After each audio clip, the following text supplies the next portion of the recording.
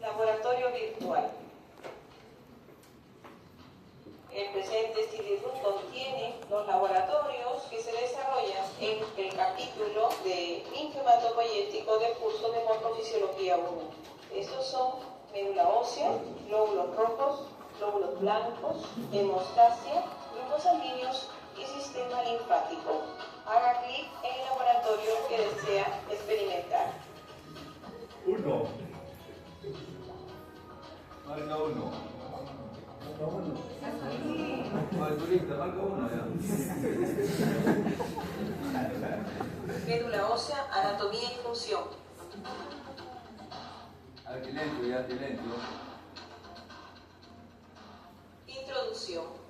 En la presente práctica estudiaremos la anatomía y funcionamiento de la médula ósea, órgano más importante en la hematopoiesis, con capacidad de permitir el anidamiento, el crecimiento y la diferenciación de las células germinales hematopoyéticas.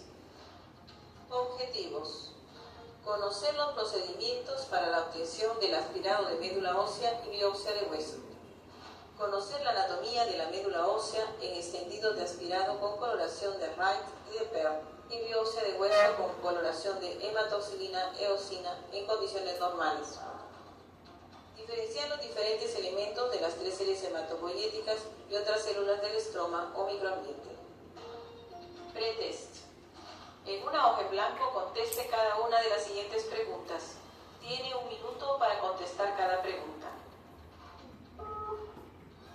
¿Dónde se localiza la médula ósea roja en un adulto?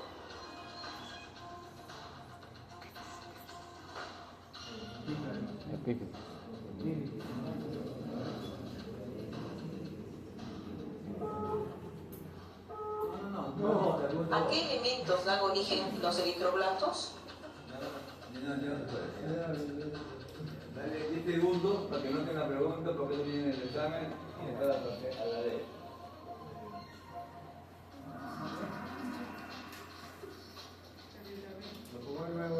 No, te perdieron una pregunta, piña, porque se lo pasan a alto.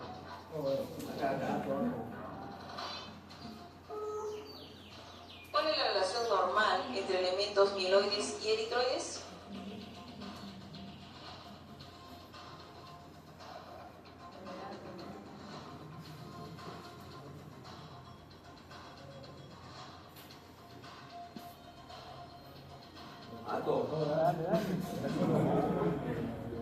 ¿Cómo se denominan los depósitos de hierro en médula ósea?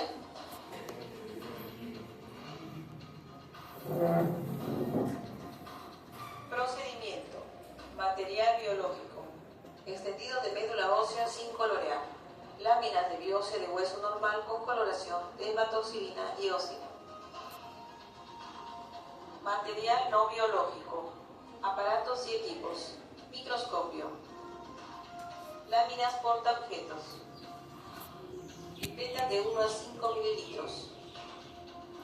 Guantes de examen. Reactivos. Agua tamponada. Colorante de Wright. Ferrocianuro de potasio al 4%. Ácido clorhídrico al 4%. Aceite de inmersión. Obtención de la muestra.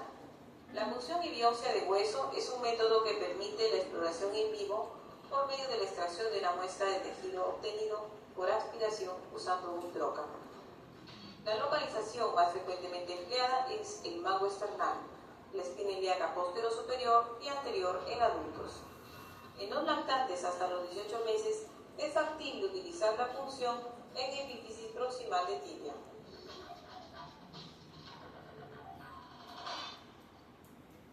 Procedimiento de extracción de médula ósea en mango esternal.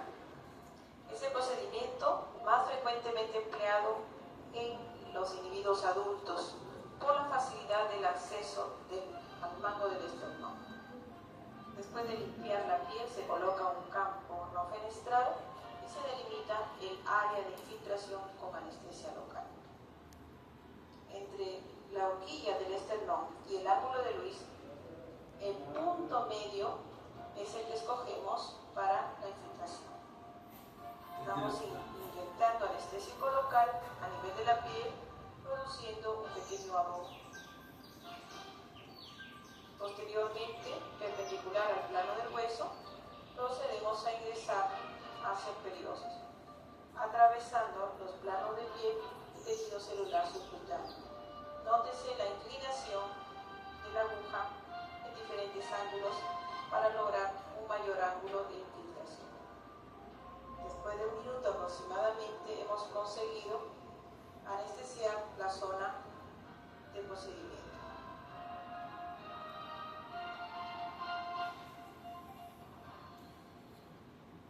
Utilizando una aguja especial para el aspirado, vamos a atravesar los diferentes planos hasta llegar al hueso.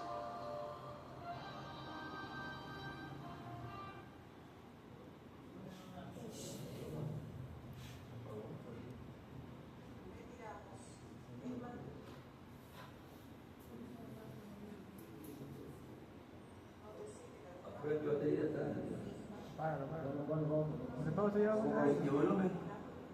Ahí pone pausa y ahora arreglen el audio.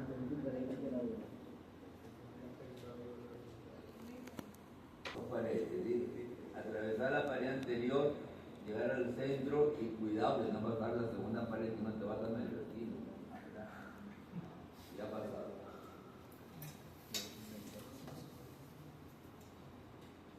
De 20 centímetros.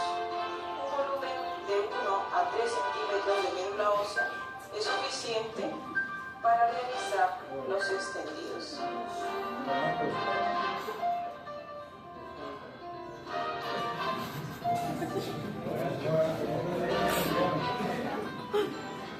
En varias láminas, portaobjetos, procedemos a extender las muestras de médula ósea.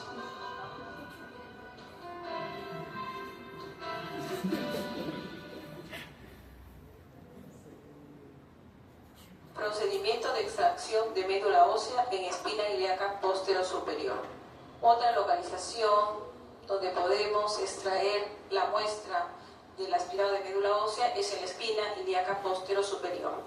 Después de haber limpiado el área de trabajo, estamos colocando un campo fenestrado y procedemos a ubicar mediante palpación la espina ilíaca posterior superior, que es una prominencia ósea muy notable y que tiene localización bilateral. Estamos infiltrando primero piel y posteriormente atravesamos celular subcutáneo hasta periósteo e infiltramos en diferentes ángulos con anestésico local. Así vamos a lograr un área de anestesia de aproximadamente 2 centímetros cuadrados. Hacemos compresión y después de 1 minuto tenemos el área anestesiada para introducir el trocar de biopsia. Estamos atravesando piel, tejido celular subcutáneo y llegamos a periósteo. Retiramos la guía de la aguja de biopsia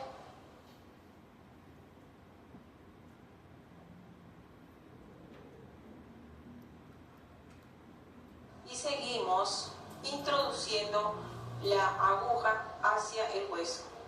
En este momento la muestra de hueso ingresa hacia la aguja.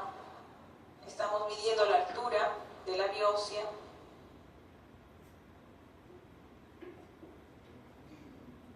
Seguimos profundizando.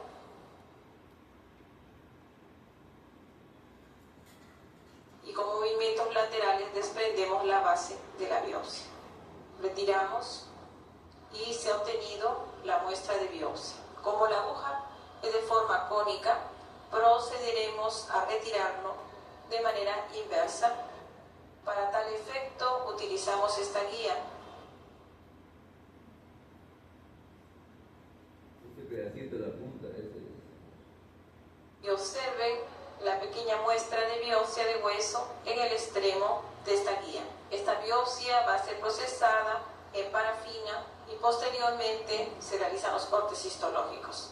Procedemos al aspirado en la misma localización. De igual manera, con otra aguja para aspirado de médula ósea, la introducimos hacia la cresta ilíaca, a nivel de la espina ilíaca, y una vez que está fija, aspiramos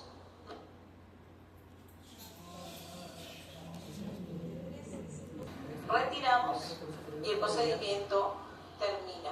Procedemos entonces a hacer compresión y a extender las láminas para su estudio posterior con coloración de RAE y de hemosiderina. En láminas portaobjetos procedemos a depositar parte del material aspirado para realizar las extensiones. En una aproximación pueden ustedes observar las espículas de hueso que se han desprendido en el momento de aspirar. Pasamos entonces a hacer las coloraciones con colorante de RAE y con coloración de hemosiderina.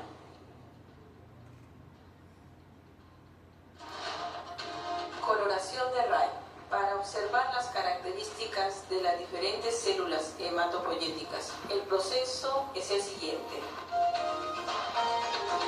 Como primer paso, colocar una capa fina de colorante de RAE sobre el extendido seco. Esperar 1 minuto. Luego, agregar agua tamponada y homogeneizar la muestra, soplando suavemente. Esperar 5 minutos. Lavar con agua corriente y dejar secar bien antes de llevar al microscopio. Médula ósea, coloración RAE. Panorámica, 10 aumentos. En un primer momento, la extensión del aspirado medular debe examinarse mediante un objetivo de poco aumento, que es el objetivo de 10 aumentos. Esto permite apreciar la celularidad global y la presencia de grumos o espículas como la que mostramos en la presente microfotografía. La presencia, ausencia o aumento del número de células grasas o adipocitos también es evidente en esta visión panorámica. Y la celularidad, que puede ser de 3 tipos: normal, aumentada o disminuida, y que es posible apreciar en el grumo o espícula aplastado en el momento de la extensión. Médula ósea, coloración RAE. Panorámica, 10 aumentos. En esta microfotografía podemos apreciar la imagen del megacariocito. Los megacariocitos se observan normalmente en un campo con lente panorámica de 10 aumentos en un número de 1 a 2 por campo, y son las células hematopoyéticas más grandes. Describiremos sus características morfológicas en las vistas a 100 aumentos. Médula ósea, coloración RAE, panorámica 10 aumentos. Los adipocitos forman parte también de las espículas óseas, como observamos en la presente microfotografía, y la tendencia es a incrementar en volumen y cantidad a través de la edad. Se observa como espacios vacíos de material graso, contenido graso y de aspecto redondeado. Médula ósea, coloración RAE, panorámica 10 aumentos. Esta es una microfotografía que muestra una espícula hipocelular. Observen el incremento del número y tamaño de células adiposas en esta espícula ósea, lo que nos da una idea de la proliferación del tejido adiposo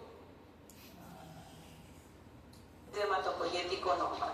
Es una espícula hipocelular.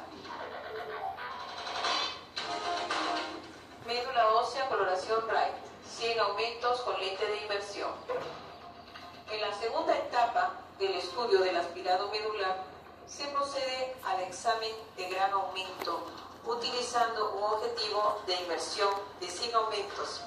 Así nos permitirá observar las características morfológicas de las diferentes células y realizar el recuerdo diferencial o mielograma.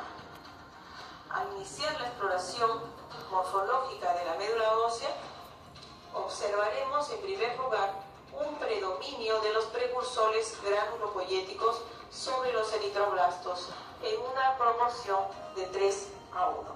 En la presente microfotografía observamos elementos de la serie mieloide como mielocitos, metamielocitos, neutrófilos segmentados y un normoblasto. Médula ósea, coloración Wright sin aumentos con lentes de inmersión. La presente microfotografía muestra 2 megacariocitos.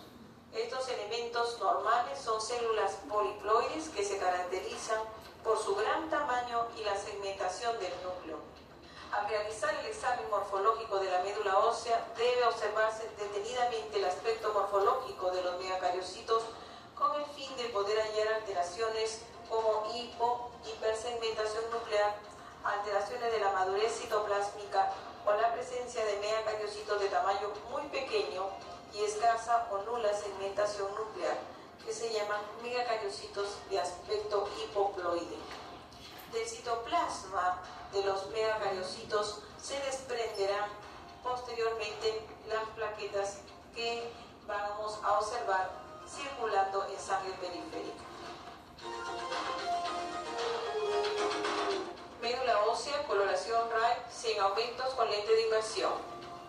Los macrófagos o elementos del sistema mononuclear fagocítico o histiocitos son células mononucleadas que también forman parte de los elementos del estroma de la médula ósea. Él surte de los depósitos de hemosiderina a los eritroblastos para la hemoglobinización. Aquí vemos un macrófago en el cual los bordes citoplasmáticos no están bien definidos y cerca a él elementos de tipo normoblastos ortocromáticos que generalmente se sitúan junto a los macrófagos. Médula ósea, coloración Wright sin aumentos con lente de inmersión. Esta es otra imagen de un megacariocito. Obsérvese la proporción del tamaño de la célula frente a otros elementos celulares como eritroblastos y granulocitos. Médula ósea, coloración Wright sin aumentos con lente de inmersión. En esta microfotografía se observa un grupo de normoblastos en diferentes estadios de maduración. Los elementos de la serie eritropoyética pertenecen en su mayoría a eritroblastos policromáticos y ortocromáticos, siendo menos abundantes los eritroblastos basófilos y los proeritroblastos.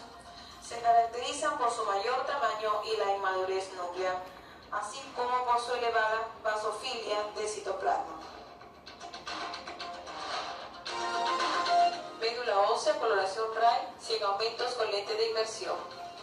La presente microfotografía muestra en la parte inferior derecha un megacariocito y en la parte superior izquierda 2 normoblastos policromáticos. Nótese las características del normoblasto. El núcleo es redondo, de cromatina compacta y la coloración basófila, acidófila que presenta el normoblasto policromático y le da esta característica. Médula ósea, coloración Wright, sin aumento con lente de inmersión. Las células plasmáticas derivan del linfocito B y están especializadas en la síntesis de inmunoglobulinas. Son de núcleo excéntrico, cromatina basófila intensa, algunas con vaporizaciones que se denominan cuerpos de Mott. Obsérvese en la parte superior 2 linfocitos, cuyas características morfológicas son de núcleo de cromatina compacta, escaso citoplasma, sin gránulos. Los valores normales de linfocitos en médula ósea fluctúan entre el 11 y 23%, y el de células plasmáticas van de 0.5 a 4%. Médula ósea, coloración Wright, sin aumentos con lente de inmersión. La eosinofilia medular es usualmente superior a la que suele haber en sangre periférica. Se caracteriza por la presencia de un número variable de mielocitos eosinófilos, como el que señalamos en esta microfotografía. En la parte superior, un eosinófilo maduro, un segmentado y un amazonado. En la parte inferior izquierda, un linfocito. Médula ósea, coloración RAI, sin aumentos con lente de inmersión. Las células que se van a observar con mayor frecuencia en médula ósea son los granulocitos, como los mielocitos y metamielocitos neutrófilos. Aquí se observan también abastonados y segmentados. Es común a las células de esta estirpe la coloración y granulación del citoplasma. Observen. Coloración de PERS, también denominada azul de Prusia por el color que adopta la coloración de los depósitos de hierro en médula ósea. Puede presentarse como una tenue coloración homogénea o en gruesos grumos o simplemente sin colorear en los casos de deficiencia de hierro medular. En un tubo de vidrio colocar 1 centímetro cúbico de ácido clorhídrico al 4%. En el mismo tubo agregar 1 centímetro cúbico de ferrocianuro de potasio al 4%. Tener cuidado con el manejo de esta sustancia tóxica. Mezclar y colocar sobre el extendido. Después de 15 minutos, lavar en agua corriente y dejar secar. Médula ósea, coloración de hemosiderina, 10 aumentos. La hemosiderina teñida mediante la tinción de PERL aparece bajo forma de gránulos de intenso color azul verdoso, que se denomina azul de Prusia, que se observan normalmente en las zonas abundantes en macrófagos, como es el grumo celular aplastado. En la presente microfotografía no existen depósitos de hemosiderina en la espícula.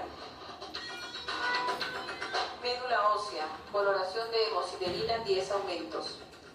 En esta fotografía, en cambio, se observan densos gránulos de hemosiderina del color característico, azul de Prusia. Médula ósea, coloración de hemosiderina, 10 aumentos. La cuantificación del hierro macrofágico se realiza de varias maneras. La más frecuente en 4 grados. Grado 1, ausente. Grado 2, disminuida. Grado 3, normal. Grado 4, incrementada. En la presente microfotografía se observa un depósito de hemosiderina normal o grado 3. Médula ósea, coloración de hemosiderina, 100 aumentos, con lente de inmersión. Además del hierro medular macrofágico, la tinción de PERL permite también evaluar el hierro no hemínico presente en el citoplasma de los eritroblastos y determinar el número de los que presenten uno o más gránulos de hemosiderina. A estos elementos también se les denomina sideroblastos, en la parte central de la microfotografía. Médula ósea, coloración de hemosiderina, 100 aumentos. La valoración del número de sideroblastos tiene importancia para conocer si el hierro llega a los eritroblastos. En condiciones normales, entre un 30 a 60% de eritroblastos deben ser sideroblastos, o sea, deben presentar depósitos o gránulos de hemosiderina. Biopsia de médula ósea. La biopsia ósea es un estudio complementario al aspirado de médula ósea. Es una técnica histológica que informa sobre las características estructurales de la médula hematopoyética, poniendo énfasis en su arquitectura. La muestra sufre un proceso largo de preparación que incluye la descalcificación del hueso, la inclusión de parafina, los cortes histológicos y la realización de coloraciones como hematoxilina y eosina. Biopsia de médula ósea. Coloración de hematoxilina y eosina, 10 aumentos. La médula ósea está albergada entre la cortical ósea y las trabéculas del hueso esponjoso. Es indispensable observar, en primer lugar, la vascularización, la presencia de arteriolas, vénulas, capilares, arteriolares y los sinusoides medulares. B. La celularidad hematopoyética constituida por las 3 series. También se observan células plasmáticas y linfocitos. C. Las células grasas o adipocitos que son relativamente abundantes. Y por último, la armazón